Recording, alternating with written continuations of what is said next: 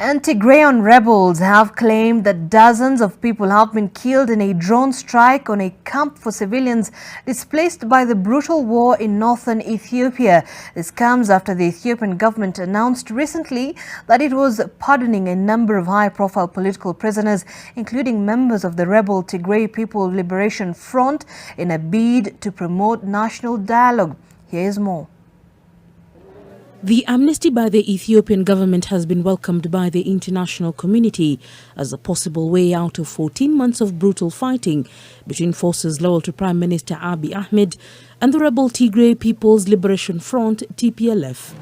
Friday's announcement followed a dramatic shift on the battlefield, with the rebels retreating to their Tigray stronghold at the end of December in the face of a military offensive that saw government forces retake a string of strategic towns that had been taken over by TPLF earlier. The onus is on the state to discharge its primary responsibility to deliver fair and independent proceedings that address the full range of violations identified, not only isolated individual instances, and to take into consideration applicable command responsibility.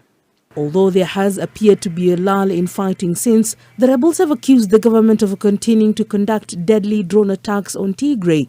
TPLF spokesperson Getachew Reda said on Twitter that an attack on the camp in the northwestern town of Dedebit had claimed the lives of 56 innocent civilians.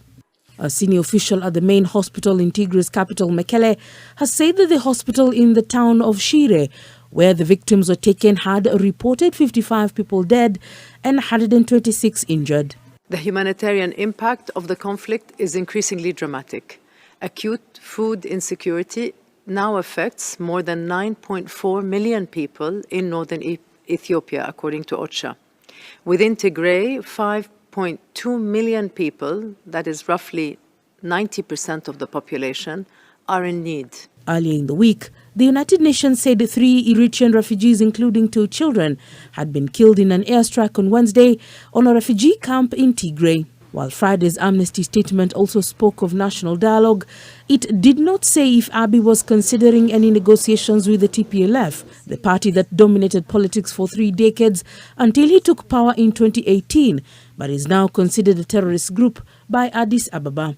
The amnesty coincided with a new peace mission to Ethiopia by U.S. envoy Jeffrey Feltman and was welcomed by the United Nations, the EU and the African Union, which has been spearheading efforts to end the conflict. Among those pardoned were prominent politicians rounded up after deadly protest that erupted in mid-2020 over the killing of Hachalu Hundessa, a popular Oromo singer and activist. The risk of increasing hatred, violence and discrimination is very high and could escalate into generalized violence.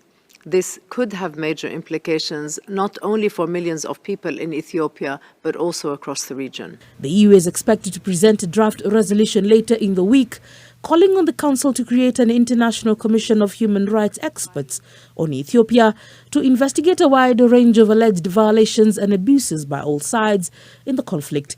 Last month, a joint investigation by the UN Rights Office warned that possible war crimes and crimes against humanity had been committed by all sides during the Tigray conflict.